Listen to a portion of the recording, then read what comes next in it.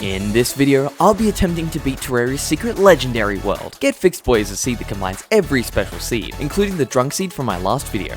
The difficulty is cranked up to the absolute max, as everything you know about normal Terraria is thrown out of the window. Will I be able to beat this seed in time, or will I crumble at the face of this insane difficulty? Make sure to watch to the end to find out.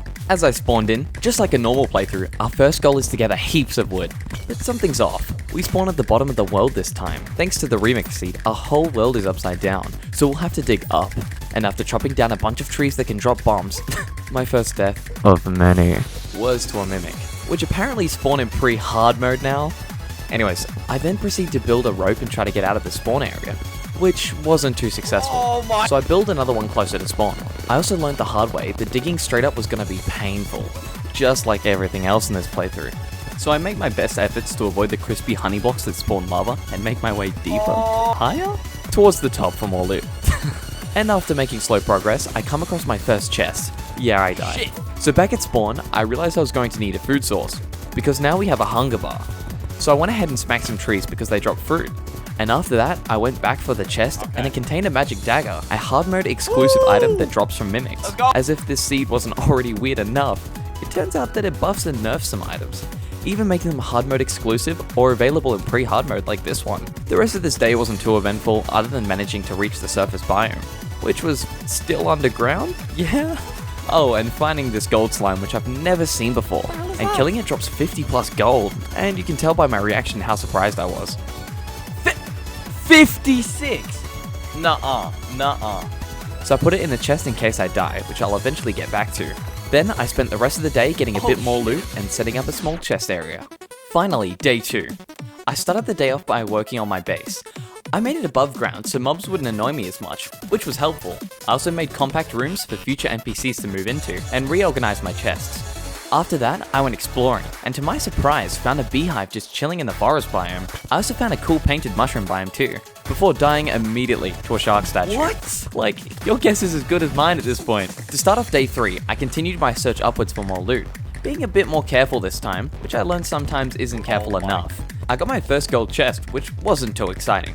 A blood moon event also occurred, which unfortunately didn't drop a money trough or a shark tooth necklace, but I did get a KO cannon, which was cool, but it wasn't super powerful. I then continued my search for more loot and died, which back at base was a great time to show you why I built my house above ground. I then went back on a mission to get better gear. Also, I almost got tricked by a fairy to jump into this beehive, but I'm not having it.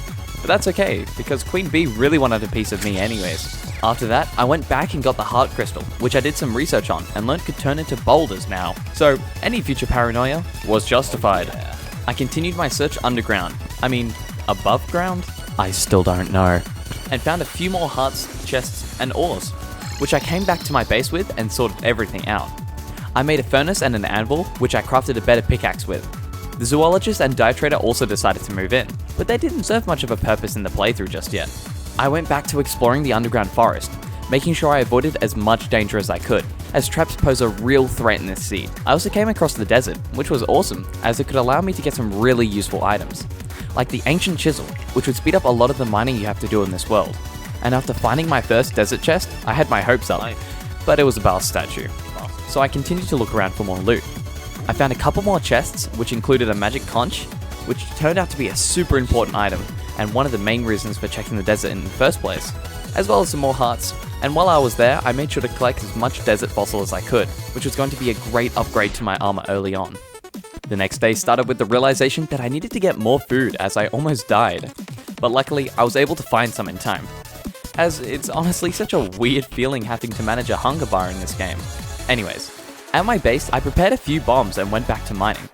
I also came across the corruption and found an insanely large eater of souls, which took me by surprise, since they normally aren't this big. The end of the day was spent buying a cabin pylon from the NPCs, which will be very handy later. On day 7, I went back to the desert to test my luck in getting some more ore, fossil, and hopefully the ancient chisel. I instead found the Dune Rider boots, which is a pretty good upgrade, and would help against the first few bosses, like the Eye of Cthulhu. Unfortunately, before I could continue, I got swarmed and had to teleport back to my base. And oh man, the new update's changes to the quick stacking feature makes sorting my inventory out so satisfying. And with all the sturdy fossil I collected, I made a chestplate and helmet. Right after, I decided to use my conch to teleport to the surface, to see what it's like, before I immediately got one shot. Yeah, this sea doesn't mess around. For the rest of the day, I'd figured I'd do a bit of digging on this side of the world to see if I could find the dungeon, or maybe the Shimmer Lake. This is because the drunk seed makes the dungeon spawn under a living wood tree. I found a bunch of living wood trees, but unfortunately no dungeon, so I continued a bit of my search looking for the Shimmer Lake. It didn't seem hopeful at first, but I kept digging and eventually came across it, so I built a bit of a safe tunnel to access it easier. Using all the gem critters that spawn around my base and using the shimmer to turn them into gems, I found an easy way to access a hook. So I crafted up a ruby hook and took the time to expand my chest room. After that, it was back to the desert to try get this ancient chisel and some more sturdy fossil. While there, I almost died but clutched this fight with the tomb crawler before coming across the golfer NPC, who turns out to be a vital part of this playthrough. After doing some more exploration in the desert, I found the Purple Desert Temple. The chest held a sandstorm in a bottle, and a pharaoh's outfit, which is awesome, since we can shimmer the pharaoh vanity into a magic carpet. And back at base, Cthulhu decided he wanted to show up, so I quickly threw an arena together, but I was super unprepared, so I got smoked. The next day was spent exploring again to try get some more loot. And this is a good time to tell you how Legendary Mode works, but since there are so many changes, all you have to know is that it's much harder than Master Mode, which is the current hardest attainable difficulty. Bosses are given new moves, some even change in size. Anyways, at the corruption, I break some orbs and get my hands on the musket. I also built housing in the desert, so I set up a pylon in this section of the world, so I don't have to waste time running back if I die. I then bought the mini shark from the arms dealer, and rushed home again, as the Cthulhu really wanted to pick a fight with me. But he was no match for my full set of armor combined with a new mini shark and all my extra mobility I gained from the desert temple.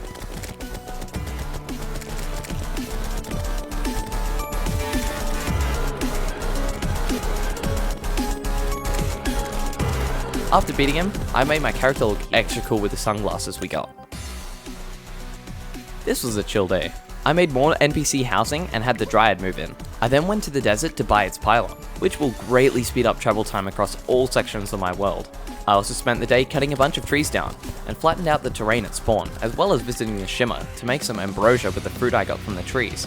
Ambrosia permanently increases mining and building speed, which is awesome. For the rest of the day, I explored to the left of the underworld, and made a temporary graveyard biome at base to get my hands on the Gravedigger shovel. This thing is incredible, and I urge you to get one in every playthrough. Using it, I spent the rest of the day making more space for my arena. The start of the next day went well. I went mining again and explored the corruption further, but didn't find much. When I came back, I played around and set up a small golf course for fun, before I went ahead and went looking for a lot of stone. So using bombs, I collected as much as I could. This was because of a strat I was going to use to beat the Eater of Worlds, and I want to quickly credit the Habu for his legendary hardcore playthrough, as some of the strats he used were vital in allowing my small brain to beat this seed. And to finish off the day, back at base, I made a slime crown and got some buffs ready, as well as further flattening out my arena. And then it was showtime!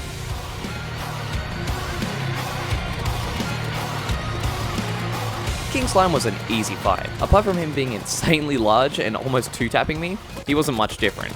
You can easily outmaneuver him using the same strats as usual, so I swiftly took him down. And he dropped this cute little town slime. I started this day off by farming some obsidian, which didn't take long, but surprisingly made me realize how rare water is in this world. So I had to make a water generator to collect all the obsidian.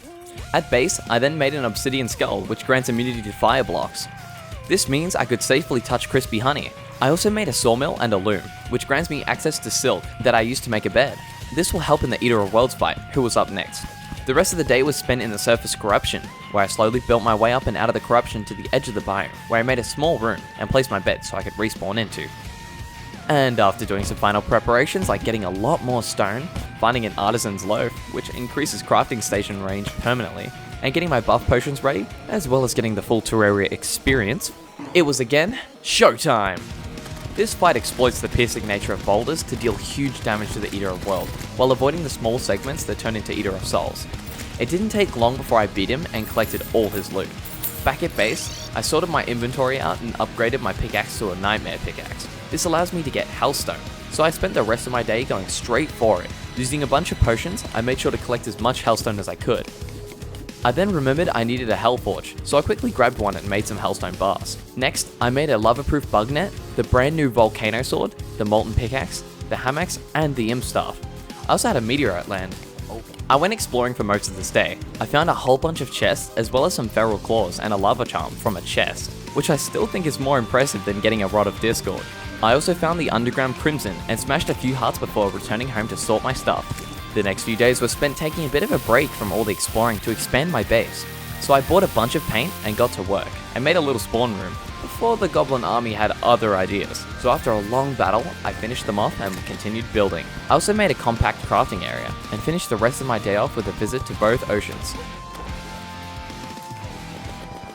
After the ordeal with the goblin army, I thought I should go look for the goblin tinkerer. Surely finding him wouldn't be that hard. It was. So I took a break and fought a couple live Cthulhus. I then spent a day doing a bunch of fishing and getting a couple crates along the way. I collected more hellstone and made hellstone armor, as well as using the shark statue I found earlier in the playthrough to farm some shark fins for hunter potions, which will help make the goblin more visible. And when I got back to base, I saw we had the traveling merchant, who, like my last playthrough, was selling the companion cube. I swear, I can't make this up. I then made some potions and went back to looking for the goblin tinkerer, before finishing the day off with a blood moon.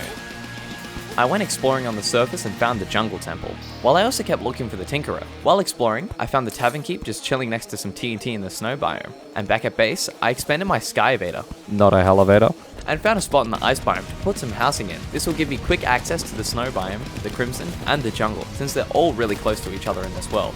I'm also not sure where my footage of finding the goblin tinkerer is, but I found him, and brought some rocket boots and a tinkerer's workshop, so I crafted a molten charm. I grabbed an angel statue, as in the new 1.4.4 update, it was given a very cool purpose, the Aether monolith, and after putting this down, I have to say it looks really cool. From there, I went back to the oceans again to finish up grabbing all the chests I missed, but I didn't find any water walking boots, so I went looking for the dungeon again, but died in the process. I also made a few test dummies. I spent the next few days working on my arena for Brain of Cthulhu, as well as having another blood moon occur. I also went looking for a pair of water walking boots in another world, since I tried my best in the legendary seed, and didn't feel like fishing for 20 hours. After getting a pair, I farmed some imps and eventually got an obsidian rose. This allowed me to combine all my gear and make the lava waders. At the surface, I made a safe room on either side of the beaches, so I don't have to worry about getting attacked as much. This was especially useful on the left side, and while I was exploring the left side, I happened to find the dungeon. I am now quite a few days into this challenge, and haven't seen much progress, so I decided to focus on the Brain of Cthulhu next. After finishing the arena in the Crimson, accidentally blowing up my crafting area, making a bow, and getting my buffs ready, it was showtime.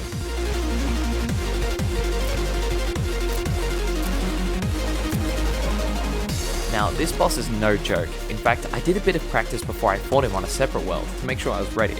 And in his second phase, he flips gravity, which cut it close, but I beat him. For fun right after, I spawned some more Live Cthulhus as well.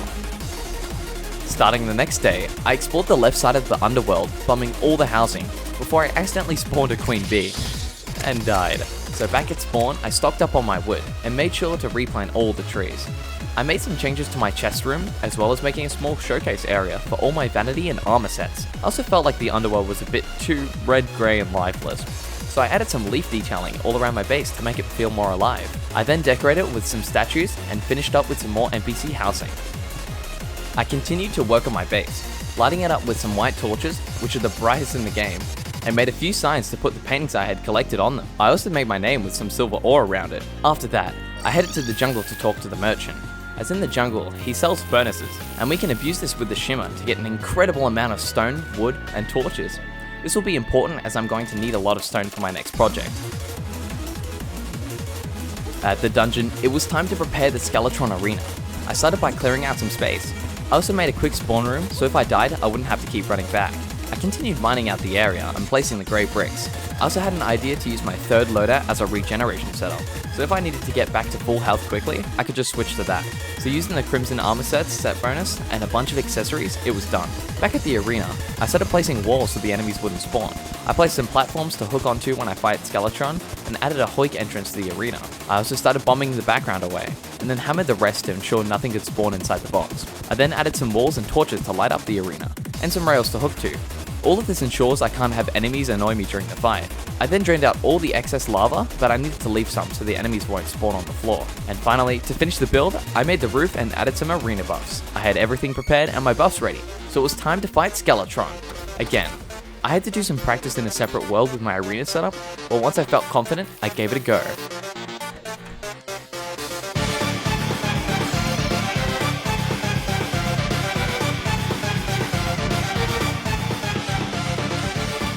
Movement in this fight is extremely important, especially towards the second half of the fight.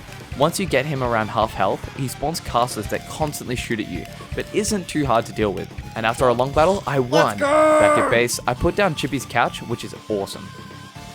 The next day started off by doing some final preparations before hard mode. I made a very fancy life root farm in the jungle, cooked some marshmallows, and did further exploration around the jungle and ice biome, which is where I managed to find an anklet of the wind and some ice skates. So combining my gear, I made the Terra Spark boots. Next, I wanted to get a Knight's Edge for the Wall of Flesh fight, so I did some more exploring, and with all the loot from the jungle, I made the Blade of Grass and the Light's Bane, which I tested on some Eye of Cthulhu's.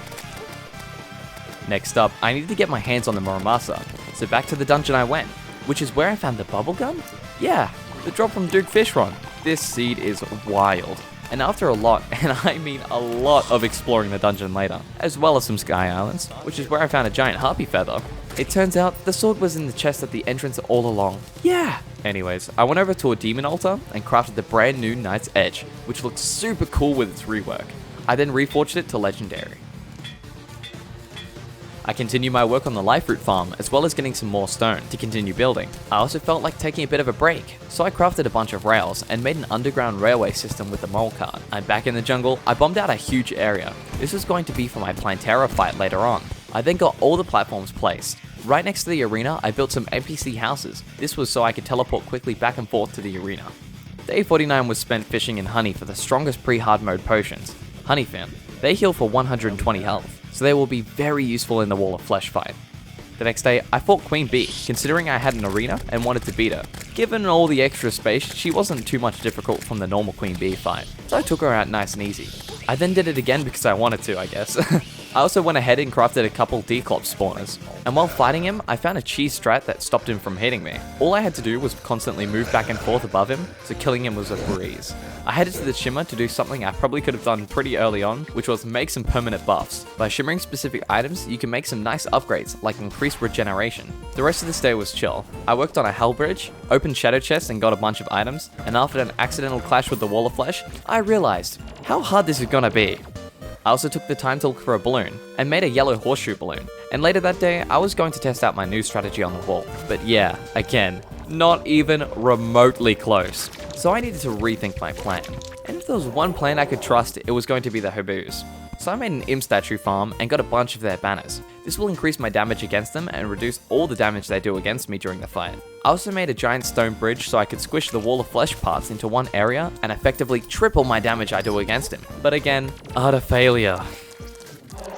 So after getting a cobalt shield, making a void bag, and spending a ridiculous amount of time playing golf at an absurd distance to get my hands on a mount that I end up using a lot, thankfully, called the golf cart. Yes, a golf cart. This is one of the best mounts in the game in my opinion, but it's such a pain to get. I had another attempt at the wall, but no, I'm an idiot and didn't make my arena correctly, so the wall wouldn't squish down. So after spending another couple hours adding all the blocks above the arena, which I realized all of them weren't necessary, at this point, I had come so far, put so much effort into this world, had so many of you tell me you liked my video, I couldn't give up. I had to continue and I had to beat this unfair seed. So I gave it one more try. It was showtime.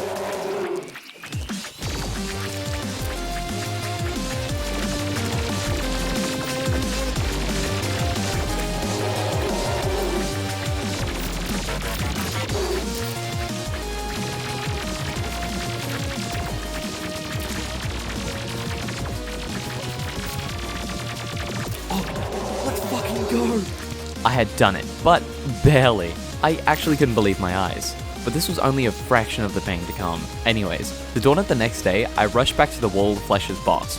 I then used up the demon heart that grants me an extra accessory slot, and equipped the melee emblem. I then ran around my world destroying altars to bless the world with hard mode ores. The next day, I went straight to mining. I collected all the cobalt I needed, and then collected all the mithril I needed. So I made a mithril anvil, and upgraded my pickaxe. I also came across a jungle mimic, which was a cut enemy that now exists in this seed apparently, and went ahead and collected a whole bunch of adamantite. On the next day, I went looking for wyverns, but only found harpies and a good soul of night farm, which drops pirate maps. So I also went ahead and took on the pirate invasion. I then made all the spawners for the mechanical bosses, and made the fabled Okram's razor.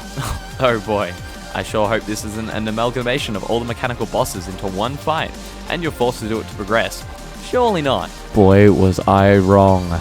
I spent the next day just mining out my arena. Thankfully, the Gravedigger shovel came in clutch, saving me a whole bunch of time. I fought some biomimics, used my Souls of Night farm to get more keys, fought even more mimics, and got the flesh knuckles. So I made the Berserk glove, and then used up the rest of my keys. I also got my hands on the Daedalus Stormbow. I did some final preparations and got all my ammo and buffs ready. I expanded, and I mean expanded my arena, because from what I was looking at on the wiki, this is gonna be a big boy. I was also down at the Shimmer farming some Souls of Light when this happened. By some miracle, I was gifted a Rod of Discord, which turned out super helpful for the rest of the playthrough. To finish off the day, I decided to try my hand at Mechdusa. And guess what? It went horribly. So after a bit more work on the arena, a bit of fishing, just a bit, in both World Evils, I crafted some more potions, got my accessories ready, and got another spawner. It was showtime.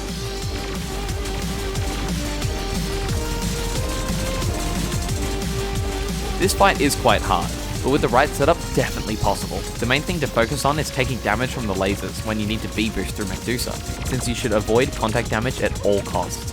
Avoid Spasmatism's green fire at all costs as well. Another strategy I found was to save killing all the probes when you need to get extra health, as the hearts they drop can be a genuine lifesaver. So for this fight, make sure you grab that heart reach potion. And after a long fought battle, I won.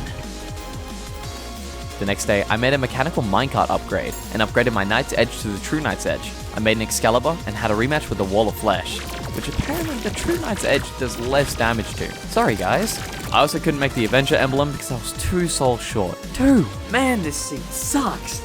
I then paid a visit to my life fruit farm, and went mining for a lot of chlorophyte. This took up most of the day. I also created a little herb farm back at base since I was low on potions. I crafted the new True Excalibur with some chlorophyte, as well as a chlorophyte extractinator, which was just damn! I also went looking for the jungle temple, and found it near the surface. So I made a grand design to cut the wires from the temple, but apparently they're invisible and invulnerable in this sea. After making my way into the temple, I went further down in hopes of the solar tablet, as I wanted to immediately start a solar eclipse to get my hands on the broken hero sword. This will allow me to craft the all-powerful Terra Blade, but as I found out, the tablet now only works post-Planterra, or once you unlock the temple, so I had to wait for now. Back at the life fruit farm, I placed a bed to help me speed up time, since I was going to be waiting for the life fruit to spawn over time to max out my health. So I then made sure to keep clearing my farm, check the jungle, and then go back to bed for a while until everything reset. I repeated this until I had all the life fruit I needed, which back at base, once done, I used and maxed out my health. Since it was time for Planterra, I spent the day working on an escape tunnel for our second phase, including some teleporters to help me escape once I reached the end of it. I also added some final touches to the arena, and back at base, I got all my buffs ready, sorted out all my ammo, and found a Planterra bulb right next to the arena, as well as one of my life fruit farm, which were both really close, so that worked out well. And back at base, I made a Charm of Myths, which I never thought I would see myself using, but this is a weird challenge, so may as well. Now that everything was ready, it was showtime!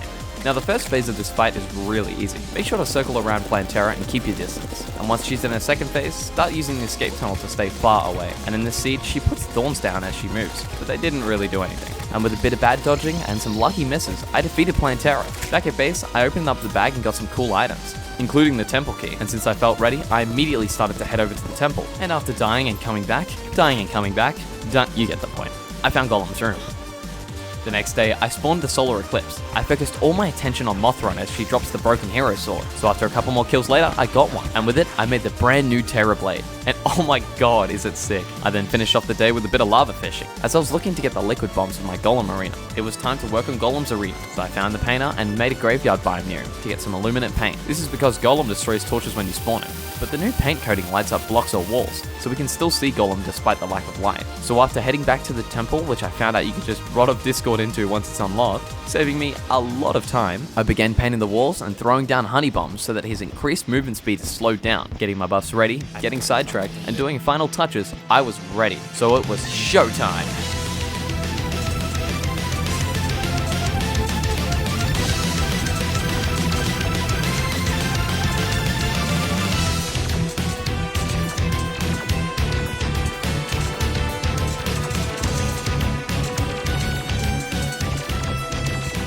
And this fight was really fun. I mean, for once, Golem was actually sort of hard, but with the right setup, he's still a pushover.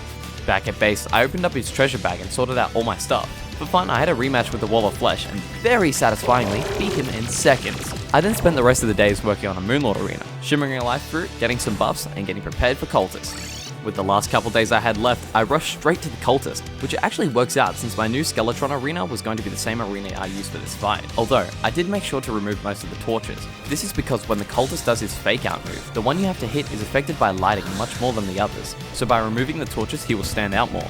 And once everything was ready, it was once again showtime! Now in this fight, the main thing to do is to avoid hitting the fake copies, because in my practice attempts, the fight was pretty much over the moment he spawns a dragon, so take your time with finding the right one to hit, don't get impatient. He will also never spawn on the left side when doing his fake out move. His first, second and third phase all have a specific attack pattern too, so you can predict what his next move will be, and towards the end of the fight, avoid the purple death orbs as much as possible, as they will pretty much one-shot you.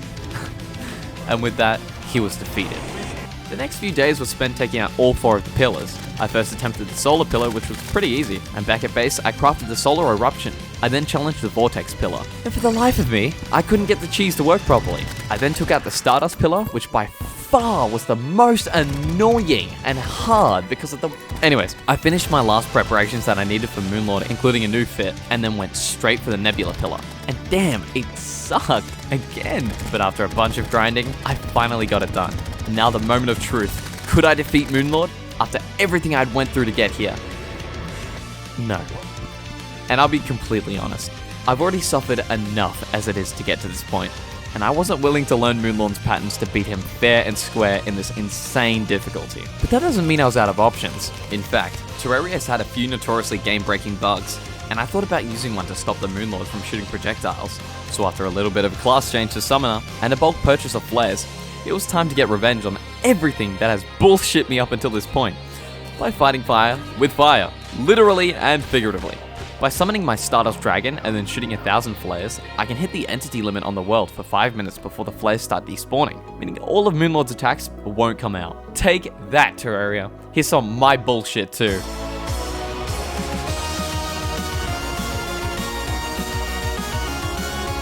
And after an intense battle of hoping my Stardust Dragon will kill him in time, it was done. I was done with this stupid seed. And as I was watching the credits roll, I was glad to have experienced this journey. It taught me that I'm bad at this game. It taught me to be patient. I was doing some math. I found out I watched about an hour minimum of time waiting to respawn in this seed, which is equivalent to about 3+ days in this video. And on day 100, with everything done, I took it upon myself to make a special monument to celebrate my victory, including a special rack to showcase my favorite items throughout the playthrough, including a sign that has my death count. Go on, have a guess. I'll give you a couple seconds. Yeah, 268 times. I also got the Mia and Celestial Starboard, which was a cool addition to my character. And that was it. That was 100 days in Terraria's magnum opus, the Zenith, the legendary seed. Anyways, I'll see you all in the next one.